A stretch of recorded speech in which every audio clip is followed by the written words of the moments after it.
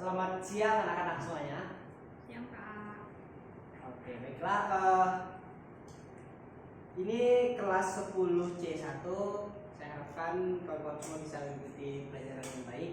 Pertama-tama, sebelum kita memasuki materi pada hari ini, boleh satu orang untuk memimpin doa. Mungkin ketua kelas Patrick bisa memimpin doa untuk membuka pelajaran kita pada siang ini. Baik, sebelum kita mulai pelajaran hari ini, mari kita berdoa, beragama dan potensi masing-masing. Berdoa dimulai. Berdoa tidak pernah selesai. Baik, terima kasih Patrick atas pemimpinannya dalam memimpin doa. Untuk selanjutnya kita absen terlebih dahulu. Eti Novita Sari, Hadir Pak. Rifki Hidayat, Hadir Pak. Patrick. Hadir. Oke, untuk kelas 10C pada hari ini kita akan membahas tentang apa sih itu yang dinamakan vektor. Pada penjelasan sebelumnya, kawan-kawan anak-anak semuanya di sini sudah pernah atau sudah tahu apa pembelajaran tentang besaran ya. Dan perlu anak-anak ketahui juga di sini pada besaran itu tidak hanya besaran yang sebelum-sebelumnya kita bahas seperti besaran pokok dan besaran lainnya seperti itu. Mungkin di sini satu orang bisa menjelaskan, bisa menyebutkan contoh-contoh dari besaran tersebut. Satu orang boleh bisa membantu saya untuk menyebutkan apa sih yang termasuk dalam besaran-besaran itu yang sebelum kita masuk ke materi kita. Eti mungkin bisa. Ada Pak besaran skalar ya? Skalar, ya itu adalah termasuk salah satu besaran yang akan kita bahas nantinya. Tapi pada pembahasan hari ini kita akan membahas tentang besaran vektor. Di sini saya ingin juga menjelaskan untuk anak-anak semuanya untuk perbedaan apa sih perbedaan antara besaran vektor dan besaran skalar. Mungkin Patrick bisa menjelaskan atau anak-anak ada yang sudah pernah mendengar apa itu besaran vektor dan besaran skalar? Untuk besaran vektor itu merupakan besaran yang memiliki nilai dan juga memiliki arah. Sedangkan kalau besaran skalar itu hanya memiliki nilai saja. Ya, benar apa yang dikatakan oleh Patrick. Anak-anak semuanya di sini. Jadi yang membedakan antara besaran vektor dan besaran skalar itu adalah yang pertama adalah arah. Itu adalah arah. Sama-sama memiliki nilai, tetapi besaran skalar itu tidak memiliki arah. Eti bisa menyebutkan contoh dari besaran skalar atau besaran vektor terlebih dahulu, Eti. Besaran vektor ya Pak. Saya bergerak 4 meter ke kanan. Itu apa namanya, Eti? Untuk besaran vektor ya Pak. ya, itu apa namanya? Di saat Eti berpindah tempat 4 meter ke arah kanan itu apa namanya? Perpindahan. Ya, betul sekali. Itu adalah salah satu contoh dari apa yang dinamakan besaran vektor. Ya, selanjutnya besaran skalar itu bisa kawan-kawan lihat di buku sebelumnya. Itu adalah seperti besaran seperti massa yang hanya memiliki nilai tapi tidak memiliki arah. Baiklah, untuk selanjutnya tujuan dari pembelajaran kita pada siang hari ini, kawan-kawan atau anak-anak semuanya di sini diharapkan untuk bisa tahu gitu apa sih itu besaran vektor dan besaran skalar, perbedaan besaran vektor dan besaran skalar. Selain itu diharapkan juga untuk anak-anak dalam pembelajaran ini bisa tahu apa sih yang bagaimana sih penjumlahan untuk besaran vektor. Baiklah, untuk selanjutnya adalah di sini saya akan menjelaskan sedikit apa yang dibahas atau dinamakan ke dalam materi kita adalah besaran vektor. Di sini besaran vektor bisa saya contohkan untuk anak-anak semuanya. Itu yang disebutkan oleh Eti di awal tadi itu adalah perpindahan. Perpindahan seperti saya contohkan, Eti berjalan ke arah timur 4 meter. Ini adalah sebuah contoh dari apa yang dinamakan itu adalah besaran vektor. Perpindahan Eti dari titik awal Eti berdiri sampai ke tujuan etik berada di sini itu adalah sebuah perpindahan. Perpindahan yang terjadi adalah sebuah besaran vektor. Dan untuk selanjutnya, di sini saya akan memberikan sebuah contoh yang bisa digunakan untuk kawan-kawan untuk menjelaskan. Itu seperti metode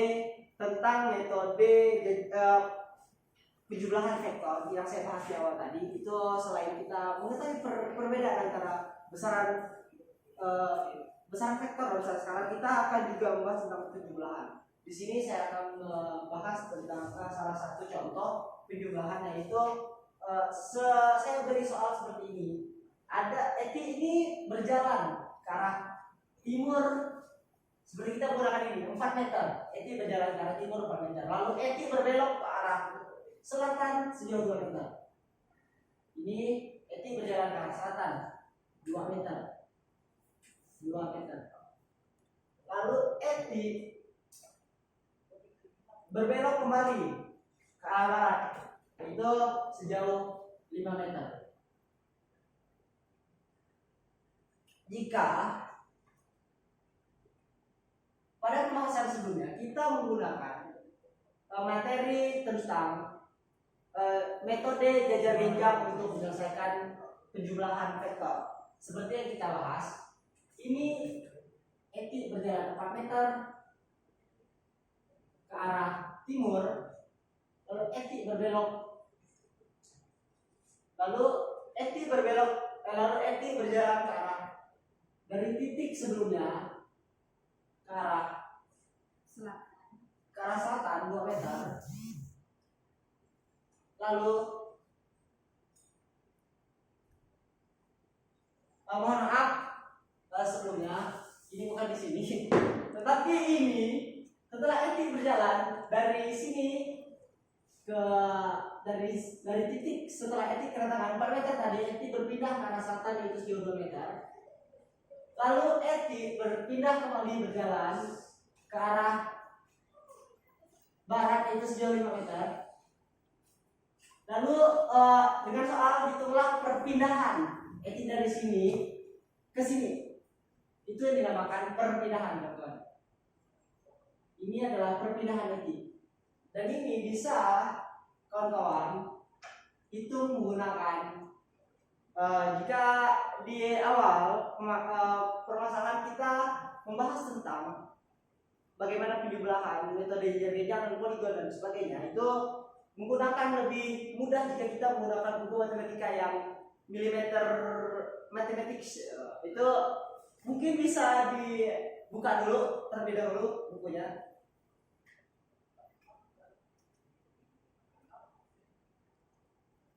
Oke, sudah dibuka. Baiklah. Jadi untuk kawan-kawan semuanya, perpindahan etik dari titik awal sampai etik sampai di titik ini menjadi itu akan kita bahas selanjutnya di dalam kelompoknya masing-masing.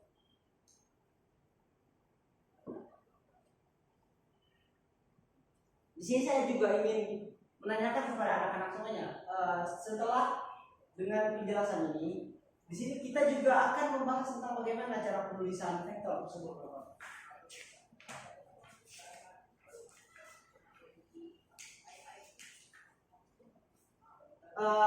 Pada penjelasan ini, untuk bagaimana tahu jika itu adalah sebuah vektor atau bukan, itu hanya diberi tanda panah di atas huruf atau variabelnya. Seperti saya contohkan, vektor f sama dengan vektor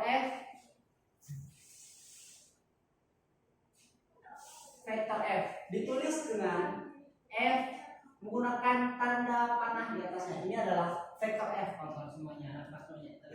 Perhatikan di sini, jika tidak menggunakan tanda panah ini bukan termasuk vektor, anak-anak semuanya. Itu adalah f, dan jika menggunakan tanda panah itu adalah vektor f. Jadi untuk lebih jelasnya lagi, di sini saya akan membagikan anak-anak semuanya ke dalam beberapa kelompok yang akan nanti di dalam kelompoknya anak-anak bisa membahas membahas tentang materi yang akan kita bahas sebelumnya. Nanti saya di dalam pengelompokan itu saya akan memberikan beberapa soal atau penjelasan untuk anak-anak semuanya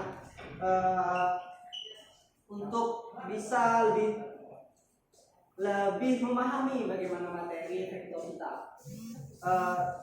Untuk pengelompokannya boleh ke kelompoknya masing-masing. Ya bagus, udah ada 3 kelompok di sini. Di sini untuk setiap kelompok akan saya beri tugas untuk menggambar. Pertama menggambar resultan 2 buah. Boleh dicatat dulu soalnya untuk anak-anak semuanya. Untuk menggambar resultan 2 buah vektor yang segaris atau membentuk sudut secara grafis. Boleh digambar terlebih dahulu untuk anak-anak. Yang selanjutnya adalah menghitung resultan 2 buah vektor yang segaris atau membentuk sudut menggunakan rumus kosinus. Baik, setelah ditulis, untuk kawan-kawan semuanya di dalam kekelompokannya itu boleh berdiskusi dengan sesamanya untuk bertanya bagaimana cara menyelesaikan masalah yang akan kita bahas ini. Sudah, kembali ke kelompoknya. Ya, setelah pengelompokan ini akan saya jelaskan apa sih yang terjadi gitu di dalam atau yang ada di dalam kelompoknya masing-masing. Seperti yang pertama, boleh satu orang untuk membahas atau menjelaskan bagaimana hasil dari diskusi kelompoknya. Ya, satu orang saya. Ya, Eti boleh. Saya ingin mendengarkan apa hasil dari pengelompokan dari dalam kelompoknya tadi. Baik Pak, hasil dari diskusi kelompok kami Ya. tadi itu demikian Pak. Oke, terima kasih Eti ya. Itu adalah salah satu pengelompokan. Itu hasil dari kelompoknya Eti ya Eti ya. Dari kelompok Rifki boleh menjelaskan apa yang didapatkan dari kelompoknya itu tadi. Kepada dari kelompok Rifki Daya mungkin boleh Ya, Pak. menjelaskan ya. Baik, demikian Pak penjelasan dari saya. Mungkin itu yang saya dapatkan dari kelompok ETI Pak. Ya, baik, terima kasih Rifki Hidayat Ya. untuk penjelasannya. Itu ada beberapa pendapat dari kelompok untuk hasil daripada penjelasannya.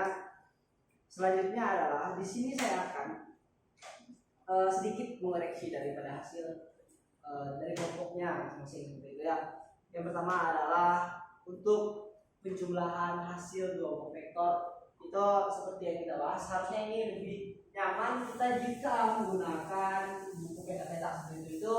Kita mengandaikan saja di sini jika Eti berjalan sejauh 3 meter, terus Eti dengan arah yang sama ke arah timur itu berjalan sejauh 5 meter, itu bisa dikatakan menggunakan rumus Eti itu berjalan ke arah kanan itu dengan 3 meter, ditambah karena Eti searah dengan yang pertama Eti berjalan sejauh 5 meter kembali, jadi ditambah 5 meter. Jadi hasil daripada perpindahan Eti dari titik ini ke titik ini adalah 8 meter. Pertama itu jika satu arah, jika berlawanan arah, ini Eti berjalan sejauh 3 meter, lalu Eti berjalan kembali dari titik ini sejauh 5 meter ke arah sebaliknya, maka Eti memiliki 3 meter ditambah negatif ini karena berlawanan arah dengan 3 meter ini berarah ke arah kanan, lalu Eti kembali ke arah kiri itu ditambah negatif 5 meter. Eti mendapatkan atau berpindah sejauh negatif 2 meter. Ini jika di dalam firman kita sadar, Eti berbalik arah 2 meter ke belakang. Untuk lebih jelasnya lagi, mungkin di sini kawan-kawan tahu gitu apa yang terjadi di kehidupan kita sehari-hari tentang apa sih itu yang dinamakan besaran vektor, besaran itu. setelah itu di sini saya punya satu soal untuk anak-anak yang bisa dijadikan anak-anak bahan untuk itu, untuk bisa menggambar, karena materi kita setelah itu adalah menggambar, menggambar vektor gitu ya. Untuk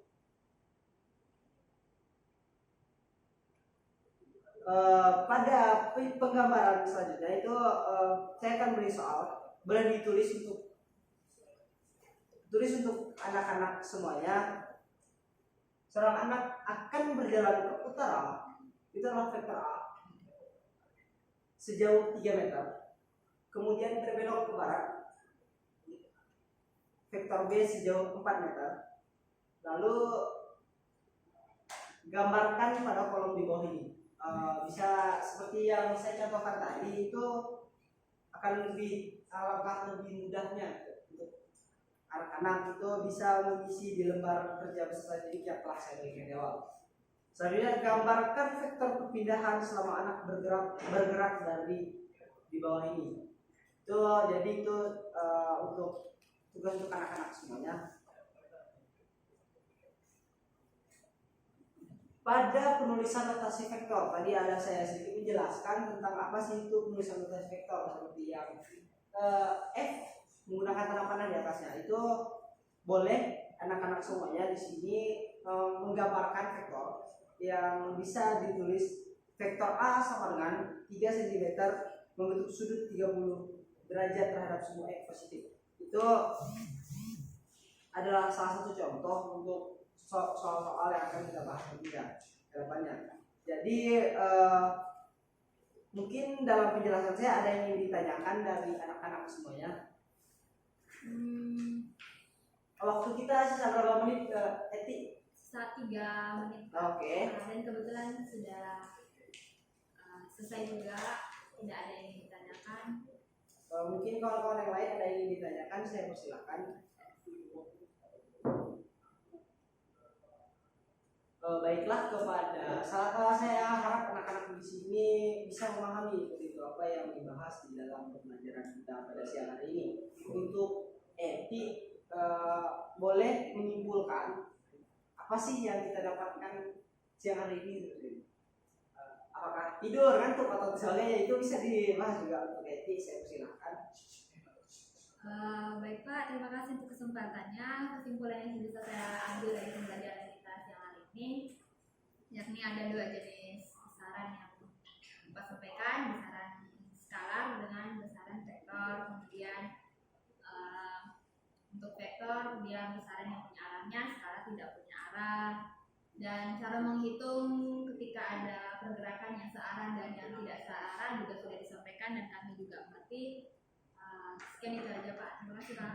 Baik, terima kasih Eti atas pemahaman kesimpulannya dari pembelajaran siang hari ini. Oke, tadi kita sudah dibagikan dalam beberapa pengelompokan. Itu saya ingin memberikan apresiasi kepada kelompok yang hasilnya hari ini bisa dikatakan memuaskan begitu.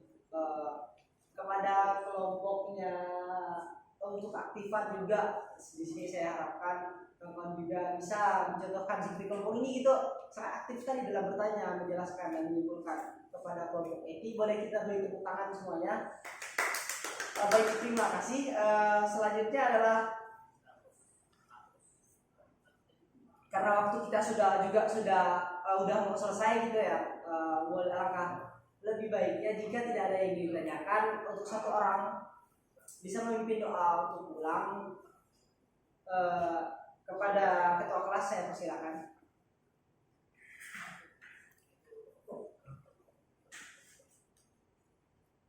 Baik.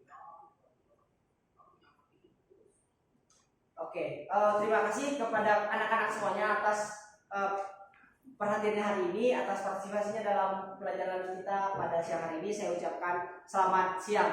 Siang Pak, terima kasih Pak.